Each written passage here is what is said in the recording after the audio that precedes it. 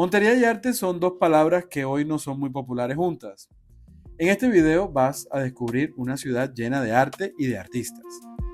Desde hace años, el arte inunda nuestras calles y hoy vamos a analizar el arte urbano, el vandalismo y las historias de los artistas que están reclamando nuestro espacio público. En la esquina de la calle 24 con Avenida Primera, un mural colorido rompe la estética del graffiti tradicional. Es una obra figurativa, personajes bajo un árbol a la orilla del río, con una característica algo inquietante. Sus ojos son simples puntos blancos. ¿Qué se esconde detrás de este curioso fenómeno?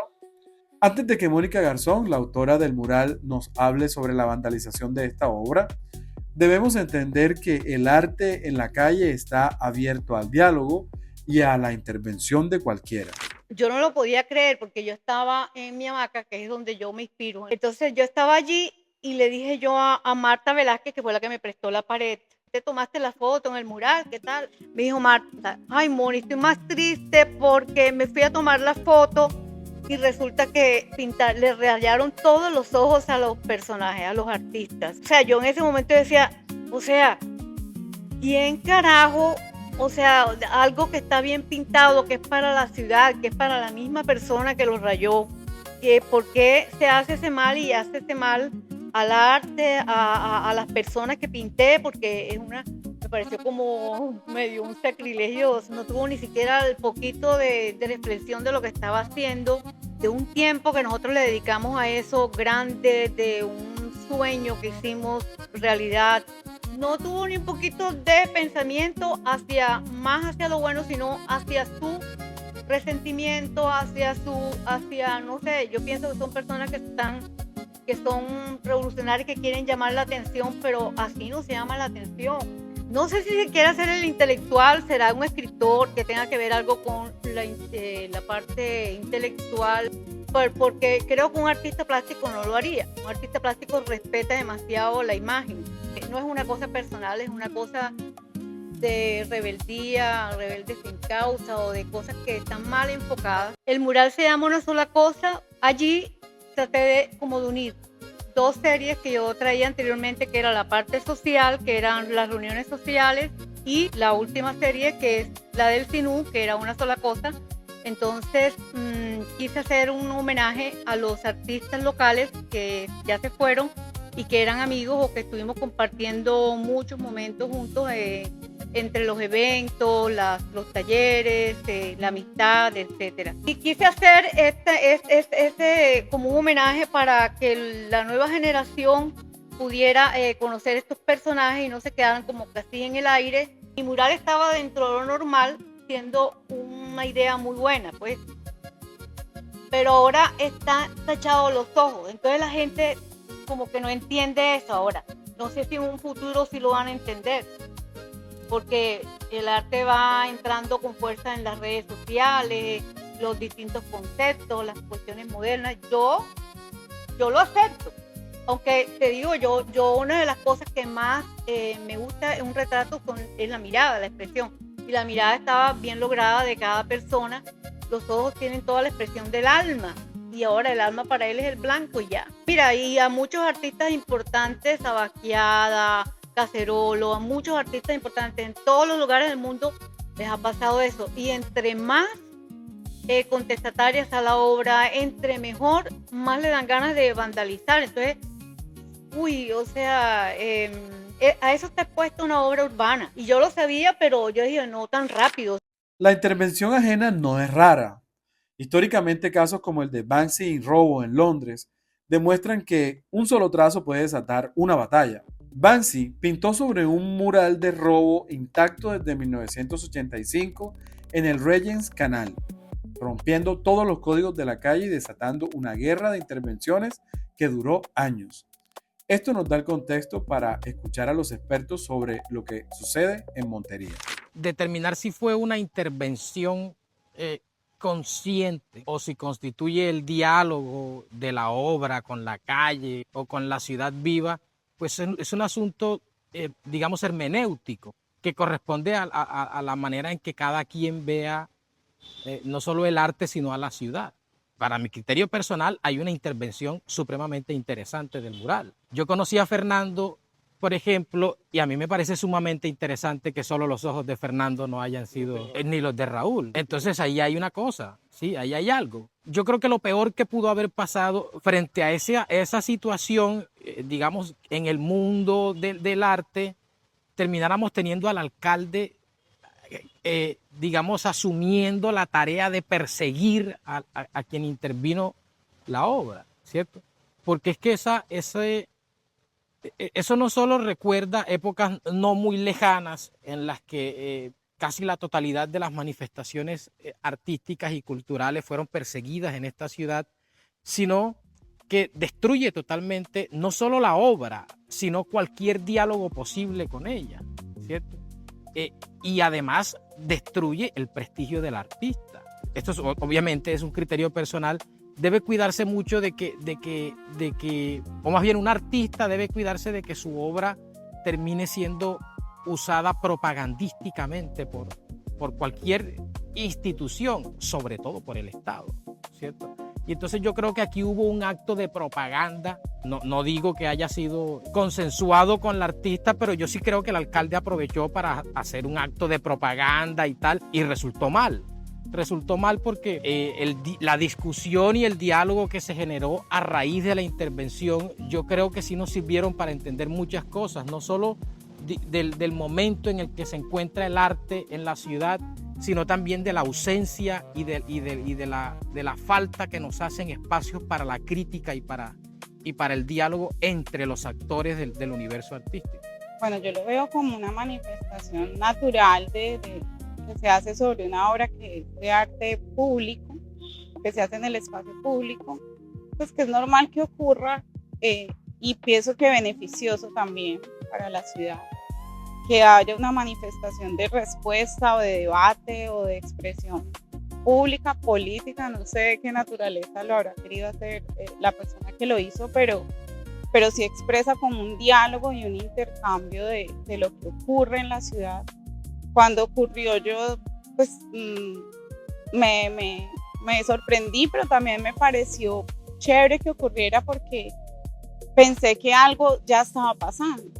O sea, algo estaba ocurriendo, de que la gente estaba observando, estaba reaccionando frente al arte que lo sentía un poco, sobre todo el arte urbano, un poco quieto, como muy institucional, y eso pues se reflejó para mí que hay realmente una recepción del público pues de pensar y de actuar frente a lo que se manifiesta en cualquier muro o en cualquier espacio de la ciudad. Pero el vandalismo callejero no es el mayor enemigo de estas obras. Lo que hizo el propio Estado en el 2017 cambió las reglas del juego para los artistas locales. Increíblemente, el vandalismo también viene del Estado. En el 2017, un contratista de la Gobernación de Córdoba cubrió de blanco el mural de Andrés Castillo Forero pintado en 1990 gracias a un premio de Colcultura. Esta obra era la representación del hombre anfibio de Orlando Fals Borda, una metáfora del habitante del Caribe que vive entre la tierra y el agua. Mostraba a los artistas en posición fetal dentro de icoteas. Cuando yo llegué a Córdoba hace como 1250 años, aquí se comía o se come aún en Semana Santa la icotea. Y a mí me pareció algo muy raro que se comieran la icotea porque, entre otras cosas, yo pensaba, tanta cáscara para tan poquita carne, matar ese animalito y sacarle 2 presitas, yo no lo entendía. Apenas tuve la oportunidad, lo pinté, metiendo a mi esposa Mónica, otra artista, y yo desnudos dentro de las caparazones de las icoteas, como diciendo que nos estábamos comiendo a nosotros mismos. Era para que tuviéramos un poquito de cuidado con la naturaleza. Fue un concurso de becas nacionales. Me lo gané yo con esa idea de pintar Córdoba, su gente y su folclor. Se pintó con los recursos del gobierno y se pintó en una pared del gobierno. Fíjate qué simpático. Yo propongo la pared de detrás de la asamblea, no por bonita y no por grande, porque había mejores. Yo la propongo porque es del gobierno y la creo intocable, es decir, iba a perdurar muchos más años del mural. Pero así es la vida, compañero. Un día un gobernador estaba cansado con su edificio desgastado y en vez de decirme a mí, oye, loco, arregla ese cuadrito que está un poco pelado, yo miro, busco recursos o hazlo gratis, o como quiera que sea, me hubiera dicho algo, yo lo pinto, ¿verdad? Yo lo restauro. No, le dijo al pintor, borra esa, ya sabes qué, y lo borraron. Y fue más allá de lo que yo pensaba, el sentimiento de la gente. Es decir, ni yo mismo había sido capaz de prever cómo en la memoria de las personas iba a calar ese mural, porque muchos que eran niños chiquitos y pasaban todos los días de la mano de sus papás paseando por allí, un día encontraron la pared en blanco y eso causó un revuelo aquí en el área chica grande acerca de la barbaridad que se había cometido. Yo en su momento lo comparé con una situación igual de perversa que estaba sucediendo con los budas y otras cosas sagradas en Medio Oriente y cómo esa civilización bárbara empezó a quitarlos y como aquí había una civilización igual de bárbara y de la misma procedencia, sucedió con esa pared. Eso nunca se pudo recuperar pues porque era un premio, era una cosa que ya había pasado y era una pared que quién la iba a tocar. Y quedó allí, la ofensa al arte quedó allí. No fue a mí porque ya yo me había ganado el premio, ya yo me había gastado la plata, ¿sí? Ya había tenido los honores, digámosle así, pero fue con la gente, con la ciudad, con el arte, fue ese crimen. Y allí empezó toda la debacle porque como nadie dio nada, ni nada pasó, pues fue vía libre para el destrozo. A pesar de este ambiente un poco hostil, el graffiti en Montería madura.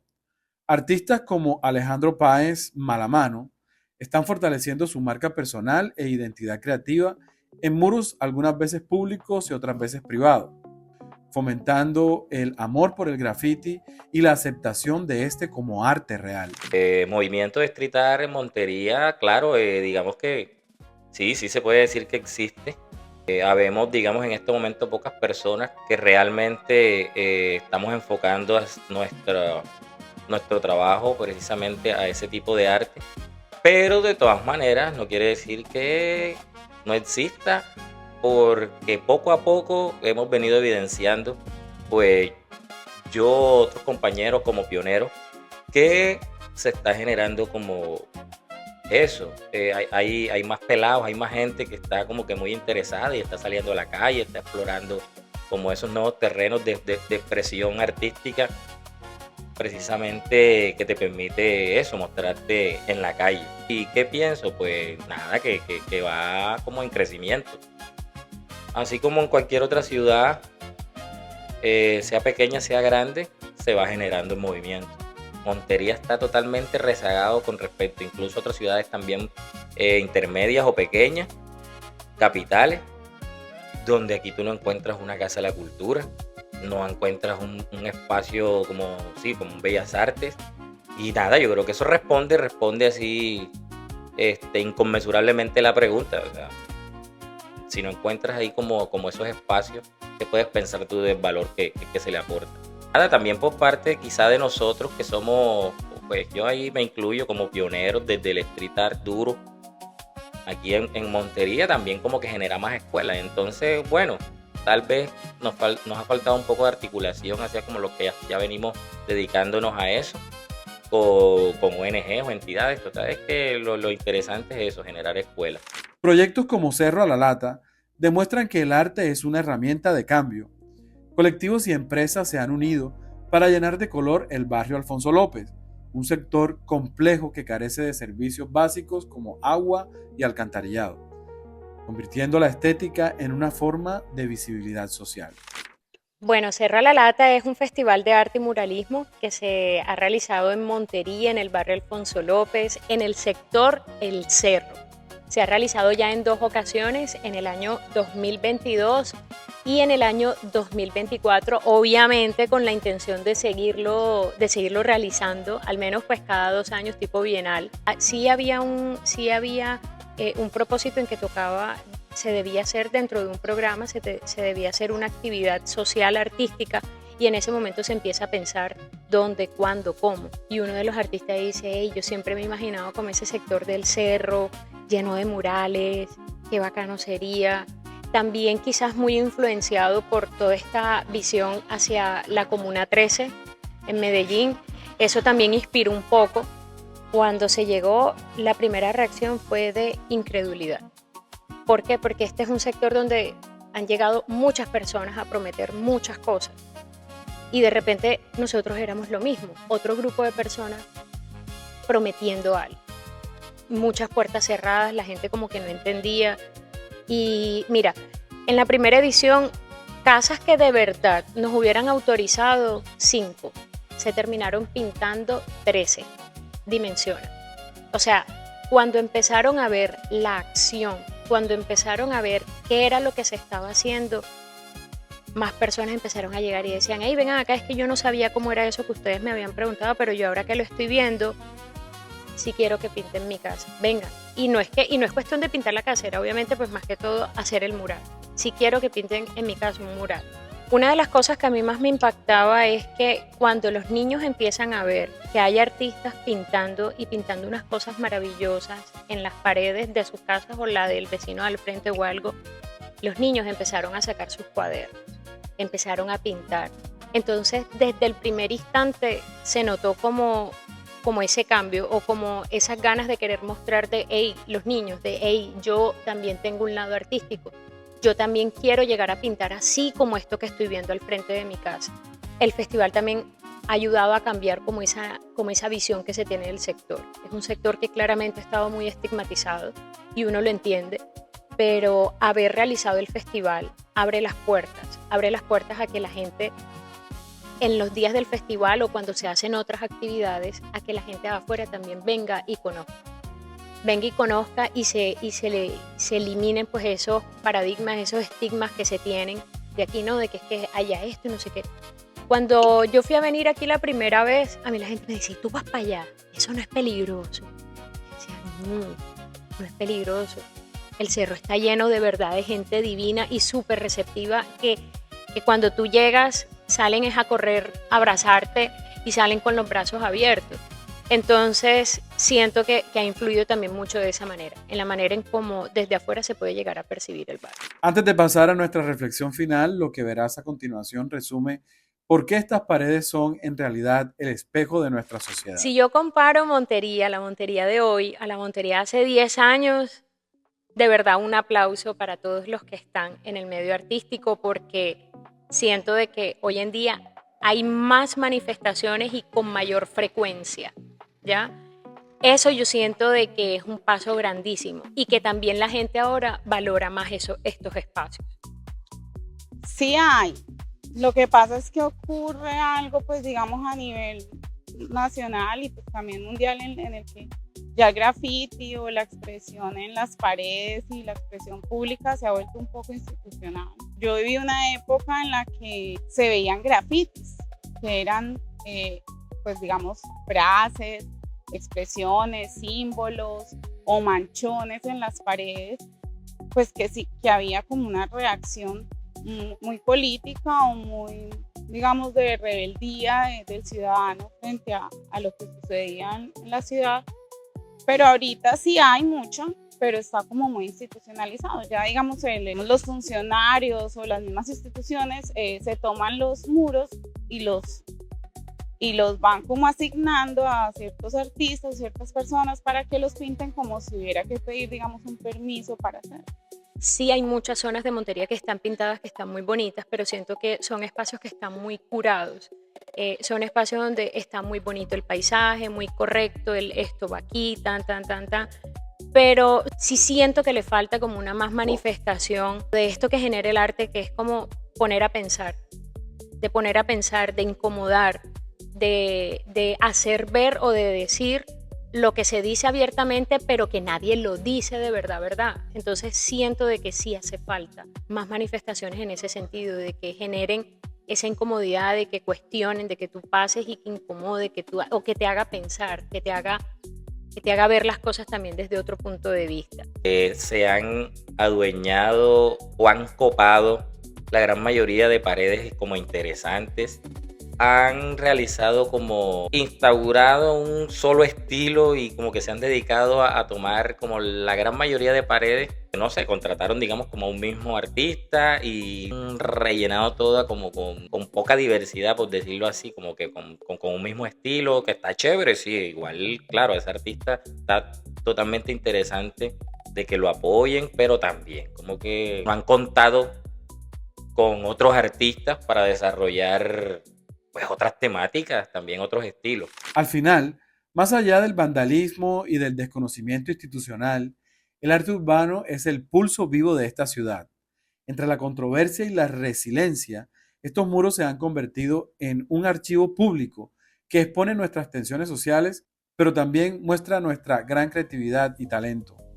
Estas pinturas hablan de una ciudad a la que a veces le cuesta valorar sus propias expresiones estéticas, pero donde el arte siempre se las arregla para tomarse las calles y narrar la historia de una sociedad que apenas empieza a detenerse para descifrar su propio reflejo. Si te gusta este contenido, por favor regálame un like, sígueme si no me sigues. Si crees que a alguien le puede gustar este video, por favor compártelo. Y muchas gracias por llegar hasta el final. Nos vemos en el próximo video. Gracias.